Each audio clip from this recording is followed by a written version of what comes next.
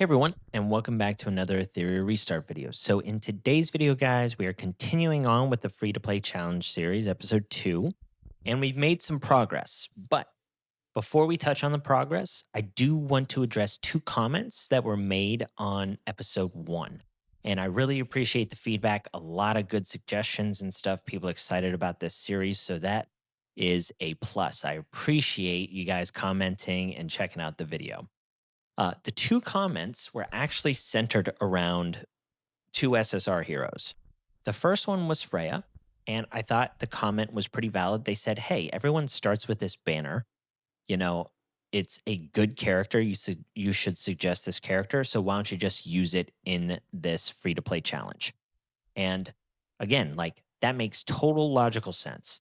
And if you are just starting out this game and you're wondering what to do, I highly, highly suggest pulling for Freya on her banner. She is an amazing hero. She is so good throughout the entire game, not only on progression, but on the end game. She's also amazing and she's great in PvP. So, like, she's a character that is going to be good for you throughout your account. She has not been power crept or anything like that. Also, on her banner, I brought this up in episode 1, this character right here is just fantastic. I use her all the time in my main account, which I spend money on. I'm a spender. I don't know if I'm a whale, but I'm a spender, and I use her over SSRs. So just shows how good she is. And then the other two characters are great. So I highly suggest you pull on this banner for Freya until you get her. Hopefully, along the way, you get a Sonya. If you don't, I would stop pulling and then move on to your permanent summon. The other suggestion was to pick Kloss in this targeted summon and use her because this person felt like that was the clear path. And I certainly agree with that person. I think Kloss, when it comes to this targeted summon, is the best character in here. All of these other characters are very, very strong. Something that I really like about this game is there's no bad characters. There really aren't. Some might be more focused on PvE, some more might be more focused on PvP, and some of them might be good everywhere. And that's awesome. But Kloss is one of those characters that she just brings such a unique skill kit to the game. It's really hard to replace her. There's just no replacement uh, with her overall abilities. There are heroes in the game that can do things a little bit better than her in one area, but overall, just irreplaceable. So I think she is the clear choice in here. You do not want to use this early though, because there is an event when you first start this game called this 7-day commission. And on its second phase, you end up getting a SSR ticket, meaning you will pull a random SSR from it. This is after 14 days playing the game. And depending on what you pull out of there, then you should go to that targeted summon. Okay. Because what you don't want to do is after 14 days of playing, you pull the same character that you used on your targeted summon, and then you wasted this because like you want to be able to pick and choose what you need for your account from here and use it wisely. I know some people where we're 2 months into the game and they still haven't used it. So yeah. Anyway, so long story short, start on the Freya banner, then move to permanent summon because you have tons of really great pulls in here, including the light and dark characters and all of the SRs and all that stuff. Only after 14 days, then use your targeted summon. But pertaining to those comments, I am really just drawing a firm line on only using Leon and Ling Luo. I can't tell you how many comments I've seen on my videos, people talking about I don't have X character. So even though it seems easy, they may have chose the wrong path or picked a bad character and they've just gotten really unlucky and haven't been able to get any of those characters. And I don't want to do it. I just want to go with what I know every single person has. So it's not to prove those people wrong. It is just trying to show that if you use the correct strategies for progression, if you grind enough, if you end up leveling up the right things, you won't end up hitting these plateaus for very long. That is my whole goal with this series, to help people not be frustrated. Know that there is a clear path, give you timelines on what you should expect. And after those timelines are met, you should be able to then move on. Okay. So, again, thank you very much for those comments. I really appreciate it. And I wanted to touch on those things just in case people aren't doing this crazy challenge thing that I'm doing. Okay. So, let's talk about our progress. So, at the end of episode 1, we were kind of stuck on Apate and Kururu, right? Um, Apate was the dungeon we were stuck on, and then Kururu was gated behind your level. As you see here, a lot of things are locked behind your level. Kururu is locked behind level 18, but he's also quite hard for some people, so we're going to touch on him here. So when it comes to a pate, the reason why a pate tends to be a little more difficult for people is because she is a blue affinity. And whenever you're going up against a negative affinity, mostly in regards to your main damage dealer, which is Leon, you have a lot of things working against you. Your crit rate's reduced, your effect accuracy is reduced, and you also deal less damage. So this is a big reason why people get stuck. Thankfully, the game does give you Gray, which is a very nice damage dealer. He's a little underrated in that regard. He gives himself crit rate as well as the team. So that means even though he traditionally would need 100% uh, crit rate, 70% with the crit rate buff up, so you only need to build him with 70%. The nice thing is since he is a positive element to the blue, he has a built-in increased crit rate. And then he also does final damage. So without a crit rate buff, he would only need 85% crit rate to always crit. But because he has the 30% crit rate buff on his skill, that means he only needs 55% crit rate, which is how we have him built. So, along with your Leon, you have your Gray, which is your additional DPS. We also use Sonya, which, if you guys do not have Sonya, it is okay.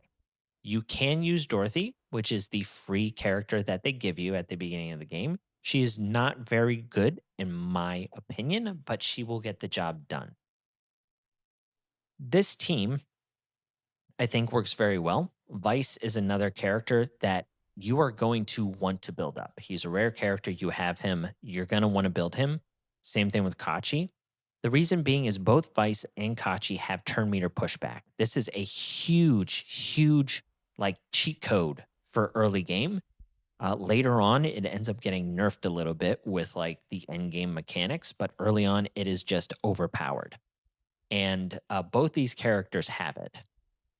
Vice also has a taunt, which I touched on episode 1, where taunting bosses allows you to kind of mitigate a lot of their mechanics. So uh, the team composition is important here, but the other important thing to note is the shells.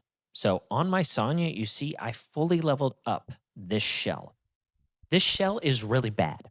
It is. You won't use it for long. You might use it for 3 days. But you need to level it up in order to actually progress through the early stages without bottlenecking. So, depending on when you watch a beginner's guide, like how old it is, a lot of them will tell you not to level up gear past like level 6, and you shouldn't do that. You need to level up your gear. The reason why people tell you that is because both this Etheria coin and the shell currency are bottlenecks in this game. And I know the hoarders in us want to save and like min max everything. But even if you save up little bits here, you will run out of it in no time. You have to grind this all the time. As an endgame player, this is all I do. I just grind training data and I just grind Etheria coin. Okay. So do not save it. You need to put it into your shells. You need to max level your shells. You need to get these passive effects. Um, and do not be afraid to re-roll these passive effects. They are super impactful early on. They make a huge difference, whether it's your speed, whether it's your attack. All of those things really matter in these like early stages. So leveling up your shells and leveling up your modules. I think level 9 is usually serviceable. Sometimes 12 is needed. I think on your epic pieces, you can certainly go from level 12 or even level 15. Like if you look at my Leon, she's level 15. It just depends on if boosting it up to level 15 is going to allow you to get over that hump. And even if it doesn't, it's okay. Like I said, if you level something up to level 15, it's not like, oh man, I bricked my account. Okay? Don't think like that. Leveling up modules, leveling up your character from 3 to 4 stars is a big deal. I've got everyone on 3 to 4 stars except my damage dealer, who's who's 5 stars, and she'll most likely be 6 stars before anyone else becomes a 5 star. Putting your main DPS to 6 star to start this game is a huge boost to your account. So those are the things, and then also leveling up your prowesses. At least the first 5 nodes on your main characters is going to be, you know, the key for account progression. So you see, every one of my characters has, their shells leveled up right now. And if I need to use a different character in their spot, I will just switch their shells because the stats from these shells are much better than the stats on a shell that's only level 20. All right. So this is the team. You'll see my my turn order here is also important. So I had Gray go first to possibly land the defense down. And we've already taken a good chunk out of this boss without the boss even going. And that was because the Vice ended up doing the turn meter pushback. So on turn 2, we've already beat the first stage of this boss. So that's a big deal. Our Sonya here is keeping us healthy. Uh, this boss has like some kind of crowd control, but you see, we landed the taunt from the Vice. That means that this boss just isn't going to go. It's just going to target the Vice, allowing our Leon to not get any real damage against her. And look at how much damage these shells are ending up doing to this boss as well, which makes it a extremely easy fight. I do want to mention as well that Apate dropped some very good shells. So this Voodoo Panda is awesome. The Matrix is here, really important. And this White Gale is also a very good support shell as well. This Tamaji Dojo is okay. I don't think it's as good as the Voodoo Panda, but all 3 of those shells are perfectly fine. Now, when it comes to Kururu, the thing here is he doesn't really drop any good shells. This shell has its uses because it reduces skill cooldown, and that can make things a little bit easier early on. But you're mainly just beating this boss to eventually get to the next stage here. Fabian is a really big milestone for accounts because all 3 of these shells that they show here are amazing. They're super good, and they will help carry you up until you get to Nico Nana. But Kururu had a very interesting setup if people are struggling here. So I do want to show that as well. And then I'll show you the threshold dungeons. So when it came to this dungeon, I have Gray, Kachi, Sonya, and Leon. The Kachi is super important here because Kachi has this attack up and instant turn to whoever it is targeting. The key with Kururu is ending up killing the jellyfish. So if you have your turn order as such, you have Ray going first to boost crit rate. And then here, we'll actually just take this off auto so I can walk you through it. This should help you. So Gray goes first, right? He boosts everyone's crit rate and then he possibly lands defense down. Now, if you get bad RNG, that's okay. Like I said, you don't necessarily need to farm this. You just need to clear it to unlock Fabian once you get to stage 23, and you have to do some of the things that are in the hyperlink charter. So, what I ended up doing here, I manualed this. I used my skill 2 to try and kill some of these jellyfish, and you see I got unlucky. Most of my hits went to Kururu. But anyway, uh, here we used our skill 2, and then we will give Leon an extra turn right away. She now has attack up to go along with her passive effect here. For each type of buff she has, her damage dealt increases by 4.5%. So now she gets an additional 9%. The Voodoo Panda also gave her additional crit damage. So now we can use her big AoE and then possibly steal some turn meter to even get her another turn because we're trying to take down these jellyfish. So right there, huge hit. Now remember, we only got one defense down from the gray. So in cases like this is most likely still going to be a loss because if you can't clear at least 3 of the jellyfish, you end up losing. Um, so uh, it doesn't look like this is going to be clear, but this is literally like all I did. I sat in here and I waited until the gray ended up giving us defense down. So this is a great example, just to show you that everything isn't like 100%. But this was my strategy. I had gray go first, try and land the defense down somewhere, hopefully on like 3 or 4 of them. Okay, perfect. So this is going to be a successful run. Skill 2, good damage, instant turn, Leon AoE. Awesome. So there we go. We have uh, Leon herself killed 2 of the jellyfish. And once you kill these jellyfish, this boss just does not do any damage.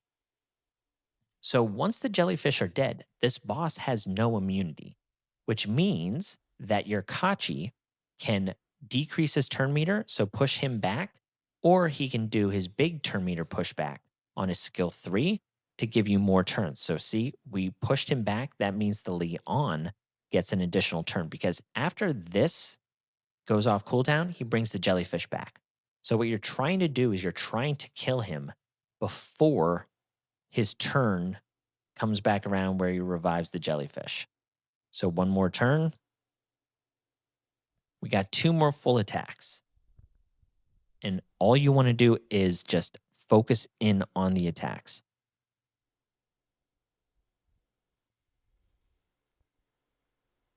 Pretty straightforward, right? Okay. So our Leon will do our big AoE, getting close, turn meter pushback. I think our gray ends up putting up the crit rate up. And now he could possibly defense down, and then we'll have that big skill 2 real close. Nice. So yeah. So between the shells and just some good RNG, and you're able to clear it. So again, that's my entire strategy. You might have to manual these things. It might be something that you have to do. But that's how I ended up beating Kururu. He tends to be a bit of a stickler. Now, when it comes to the threshold dungeons, for Terramaton, I've done pretty good. I've gotten up to hard 2. And all I've done, guys, is like, let's say you can't beat hard 2 and you're stuck on hard 1, right? All I've done is farm enough hard 1 because hard 1 does drop these epic or yellow pieces. That's all I did is I farmed enough a hard 1 to get some of the upgraded pieces that I needed on my Leon. And then I went in and tried hard 2. If I failed, I went back, tried to get more DPS. If that failed, I would just go in and farm more support gear, which is like your speed gear or your unbreakable gear or even the support gear on Terramaton, which is like your wellspring gear, right? Where it's just flat HP.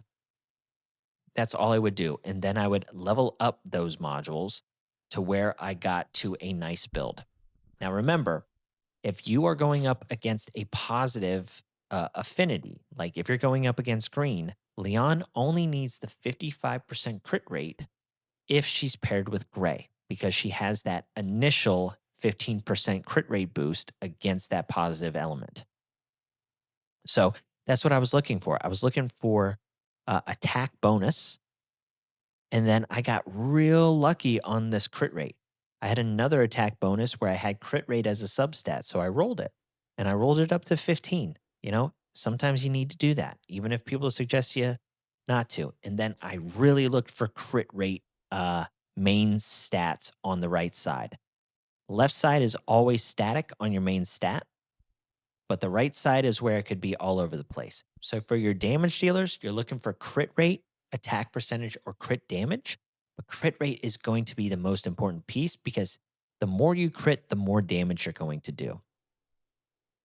When it comes to your support characters, like characters that have turn meter pushback or stun, something of that nature, you are looking for just like sustain pieces, whether it's defense or HP, and then effect accuracy. Effect accuracy main stats are going to be essential. You need them on Kachi, you need them on Vice, you need them on Kazuyo the Reverie, who I recommended on episode 1, and who is in my Doki Doki team. So that's where you're going to need that. And then for your like healers, you just want HP. You're really looking for HP percentage. I don't have a lot of good drops here. So I'm just using these pieces for the Wellspring bonus to get more HP. I'm trying to get her HP up as much as I can. But yeah, this is my hard 2 Terramaton team. Very, very strong. It's almost, I mean, it might be like 100%. I don't know. Uh, you can go for the boss, but if you end up failing here, try and aim for this left head. This left head does a lot of damage. So if you can end up killing the left head, you might end up surviving and winning the fight. So that's a little tip there as well. So yeah, what I would do is I would just run this a bunch until I got better, you know, Wellspring sets for my Sonya.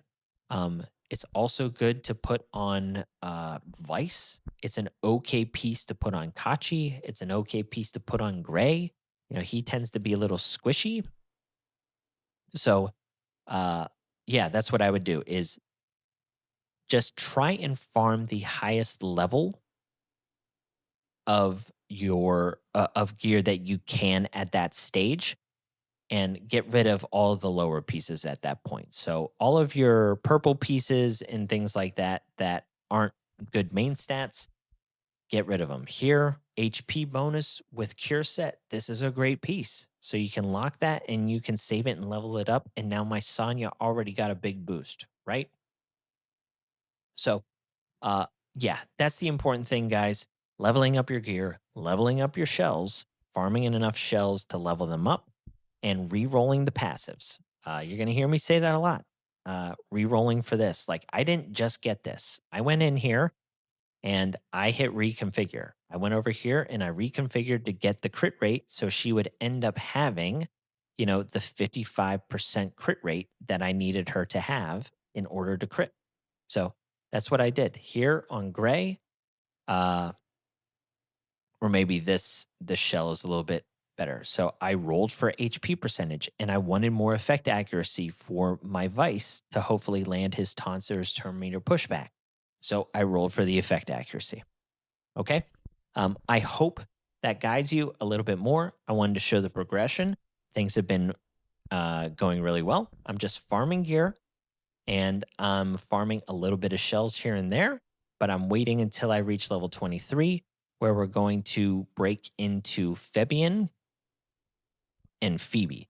So I will make a specific video on that once they're unlocked to try and figure out what we need to do and maybe do like different time gates in between where I was and where I got to. So I appreciate you checking it out. Catch you on the next one. See ya.